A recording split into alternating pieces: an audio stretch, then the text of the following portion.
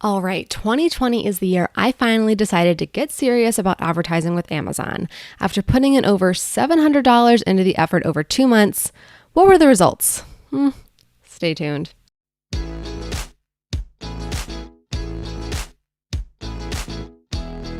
Hi, I'm MK Williams. I'm an author and independent publisher. I love sharing my insights about all things self-publishing with you. Before I get into the details of today's topic, don't forget to hit subscribe. That way you'll be notified every week as I release new videos about self-publishing, making a career to being an author, and now being a mompreneur. So today I'm sharing my exact experience with advertising my self-published books with Amazon advertising. So let's start off with why. Why wasn't I doing this before, and why did I decide to do this now? And kind of it went back to this saying of something has to give. So my time on my author business exactly coincides with when my daughter's napping. So as she gets bigger, that time gets shorter. I knew I could either outsource something I'm currently doing or find someone to help with the things I know I should be doing but I don't have time for. And I wasn't advertising, or when I was, it was pretty haphazard. So in 2020, I spent $28.04 with Amazon ads. And in 2021, I spent $48.45 with Amazon ads. So that is dabbling, in my opinion. I knew enough to be dangerous. I worked in digital marketing and I'd done cost per click ads in the past, but it was always with some help and for different products and for different ad networks and with someone else's money and never with Amazon and never for books. So this is the definition of the phrase, knowing enough to be dangerous, right? I could go in and be like, I know what I'm doing. I've done something like this before. And I'm a very frugal, budget conscious person. And I was like, me just going in and winging it is not working. And even to spend $28 or $48 on something felt like, okay, well, what if I get nothing from it? That's still quite a few books that have to be sold to kind of overcome that. So I decided that if something needs to change in my routine, right?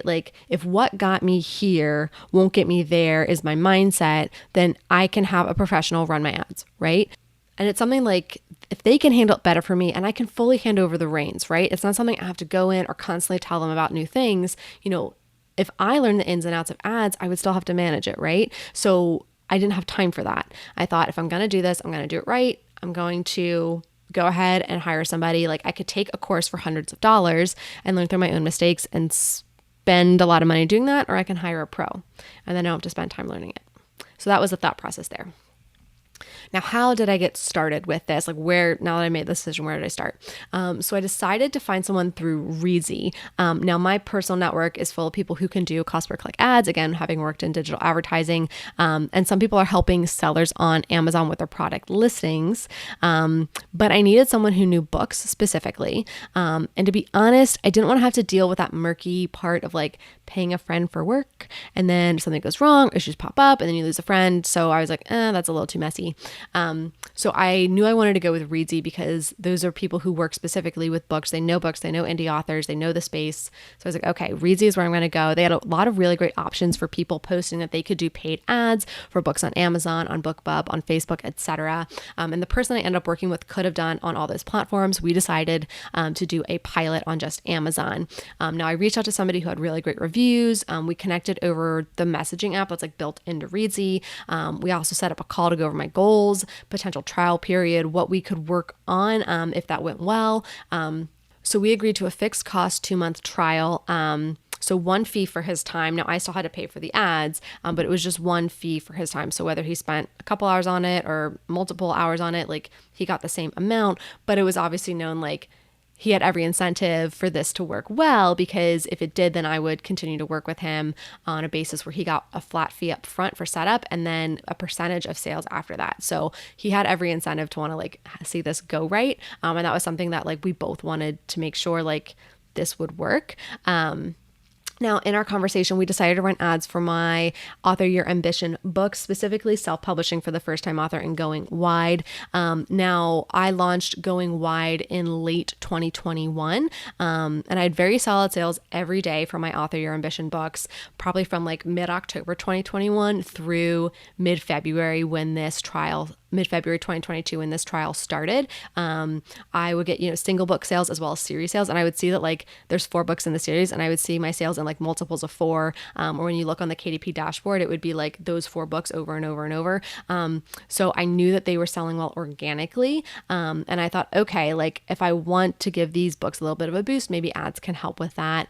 We also talked about how like nonfiction books can maybe do better with advertising because people are looking for something specific. And if you're advertising, well, I can also give you the answer that could work. Probably the same logic applies to fiction, right? People like a certain kind of book. Maybe they want to see more. I have a good amount of reviews on these books, I think, compared to the time that they've been out. Whereas like some of my older books have more reviews, but like I think on a per year basis, these have a better number of reviews. So I really just wanted to give them that boost. Now, one thing that we did go over is, of course, I'm advertising books in the self-publishing space. So other authors in the self-publishing space also know how to advertise their books and know the importance of it because we all talk about it all the time. So he said that could be a potential limiting factor, is that these would be competitive keywords. And I was like, okay, understood.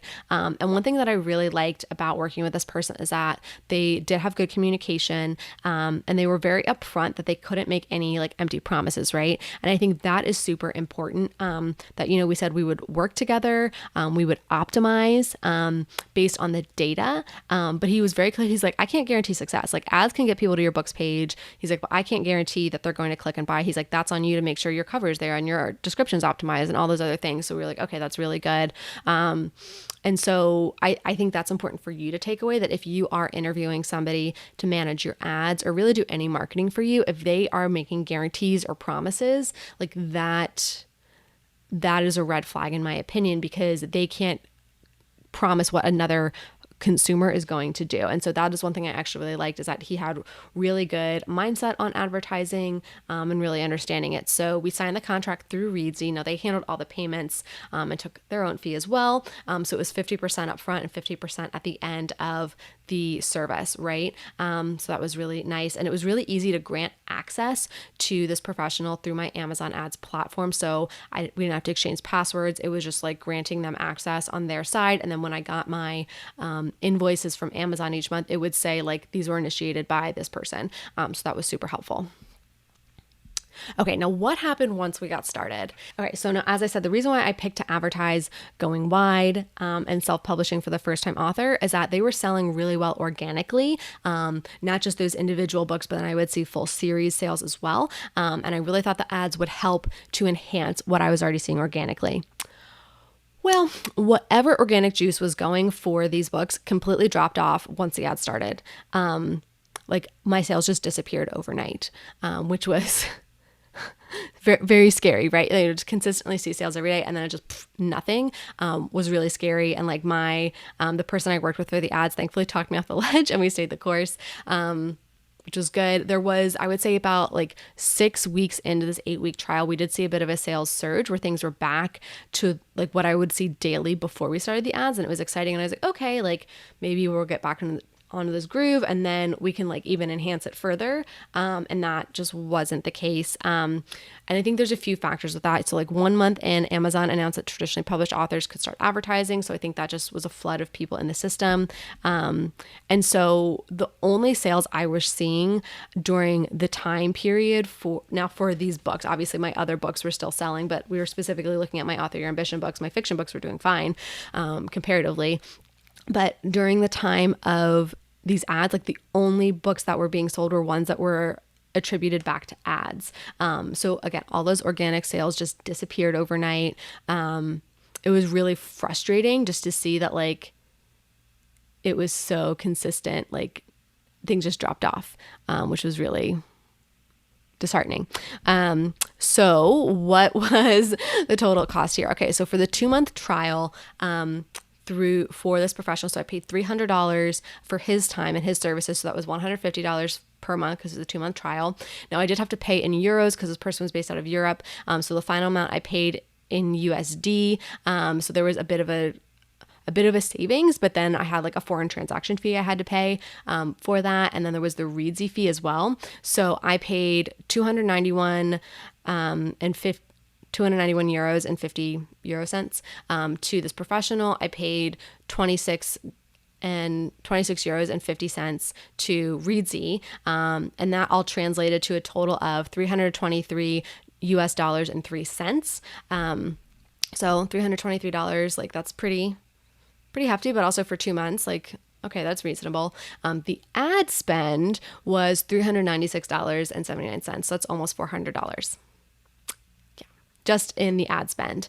Now, Amazon will show you what you brought in terms of sales. It will not show you the royalty amount, right? So we all know that if we sell a book for $10, we may only be making $3, right? After print cost, after Amazon takes their cut, all those things. So my sales during that time period, and again, remember my organic sales completely dropped off. And once sales started to pick back up, like the only sales that we could see were attributed directly back to ads, which was like super frustrating, but it also made this purpose like much easier to track. So I guess that's a small silver lining. But in sales, I only brought in $208.91. And that's not even the royalty, that's retail. So let's say after that, I maybe brought home like $120 in royalties. So that's $700 spent on ads between the actual ad spend and paying for somebody to run them, and $200 in sales, but let's assume like $120 in royalties. I don't even need to show you the percentage. Like that's a bad ROI. Like I didn't even break even. That was bad. Like, especially since the organic sales for the series I was doing so totally dropped off. So yeah, that was super frustrating. So what are my go forward thoughts and strategy? So I obviously did not continue the ads or paying somebody to manage them. And as authors, we are all on an individual journey. So perhaps you have a higher tolerance for spending and don't have that budget in mind. Like I am super frugal. I have really high standards for a return on any aspect of my business that I'm spending on. And I don't want it to seem like I hired this person and that they did a bad job. Like they optimized the ads based on the data available. Like we had multiple conversations like, well, what could we be doing? What could we be changing? What could we be optimizing? Like they did their job as far as like relaying their expertise. Like some of the things they did say is like, well, if I could spend a bit more, which I was like, we're already spending a lot. We're not seeing anything. And they were very good at like talking me off the ledge when I wanted to make emotional decisions about cutting things off because of the spend. And they were like, no, but the data says we should keep doing this. And lo and behold, yes, like a couple of days later, we did get a sale on that keyword. I'm glad we didn't turn it off, but it was also like, well, we also spent multiples of what I brought in on it. So I think they did a good job really not being emotional about, like, it's not their books. They weren't emotional. So they were like, okay, well, like this is what the data is saying. And I think that was really good. I do somewhat blame like the Amazon algorithm because it just seemed like the timing was too perfect that like my organic sales completely bottomed out as soon as the ads turned on. So I probably won't be doing paid ads for a while. Now, thankfully, like I'm still in the black for my AYA books. So I didn't like completely spend my lifetime of what I've earned on them, thankfulully. But I'm going to be focusing on like terms that like I have a bit more control over for promoting my books. So yeah, so that was my experience with Amazon ads. I'd certainly would love to hear your experience with Amazon ads. Are you just crushing it? Like, are you also frustrated at the cost? Like, let's keep the conversation going in the comments below.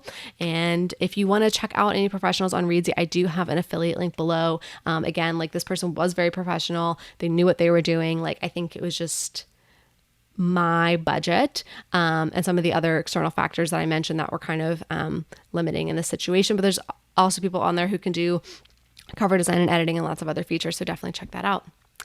All right, if you found this video helpful or informative, or you just want to make me feel better about losing $700, please give this video a thumbs up and hit subscribe, or you can actually click that brand new thanks button, and that'll let YouTube know that you're getting value from this information, and then they can put it in front of other authors like us. Now you can get back to writing your book. Hey guys, thank you so much for watching this video. And before you head off to watch another video on YouTube, whether it's mine or another channel, or you decide you are going to go back to writing your book, I wanted to let you know how I actually figured out all of this stuff about self-publishing. And that's because I write books, and not just about writing books and self-publishing. I actually write fiction. And I don't talk about my books directly too often. It's usually indirect uploads and updates and things like that. But I wanted to let you know that if you are interested in science fiction or literary suspense or domestic thrillers, I may actually have a book for you to read and check out. So if you like science fiction that is post-apocalyptic techno thrillers, then the Project Collusion series might be for you. So start with Nail Biters and then check out Architects. If you more are into the light science fiction, time travel, multiverse, alternate reality type fiction, then you might be into the Infinite and the Alpha Nina in the Feminina series. If you like domestic thrillers, some tension between neighbors, there's a whodunit, there's a big explosion, there's a little bit of class dynamics as well, then you're probably going to like Enemies of Peace. Or if you're a fan of literary short stories, then check out my collection, The Games You Cannot Win. It has 4 stories in there, and actually, the final story in that collection was Escaping Avila Chase, and most of my reviewers said that that was the best one of the pack, and I kind of felt that way too as an author, so I released it as a standalone novella that you can check out as well. So if you are looking for a good book to read and any of those sounded interesting to you, go ahead and check them out. You can get them anywhere you find great books or at your library, and if none of those are your genre, that's totally fine. You'll find something else to read. Talk soon. Bye.